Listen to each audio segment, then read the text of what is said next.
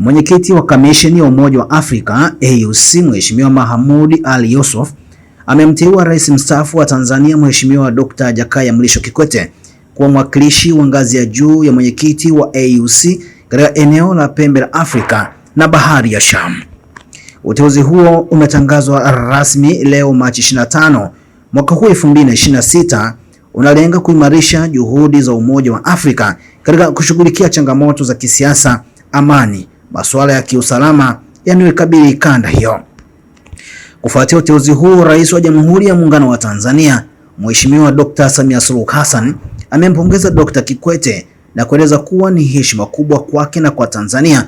Aidha, amemtakia majukumu mema katika kuimarisha Umoja wa Afrika na kupata suluhu ya amani ya kudumu kwa manufaa ya Afrika na ulimwengu wote.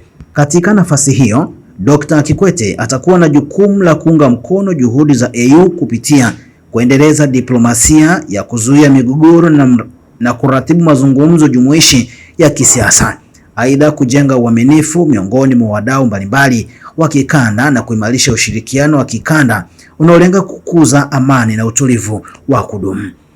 Mheshimiwa Dr. Kikwete kama mwakilishi wa ngazi ya juu atafanya kazi kwa uratibu wa karibu na AU na washirika muhimu wa kikanda na kimataifa, ikiwa ni pamoja na mamlaka ya serikali ya maendeleo IGAD, Jumuiya ya Afrika Mashariki EAC, Umoja wa Nchi za Kiarabu na Umoja wa Mataifa yani UN, ili kujenga amani na utulivu wa kudumu. Ushirikiano huo ni muhimu kutokana na nafasi ya kimkakati ya Pembe ya Afrika na Bahari ya Shamu kwa biashara ya kimataifa na utulivu wa bara Afrika kwa ujumla. Mheshimiwa Yusuf ameeleza kuwa na imani kubwa na uzoefu, uongozi na hekima za Dr. Jakaya Mrisho Kikwete na kwamba atatoa mchango mkubwa katika kuzisaidia nchi za kanda hiyo kukabiliana na changamoto zilizopo, kukuza ustawi pamoja na amani ya kudumu.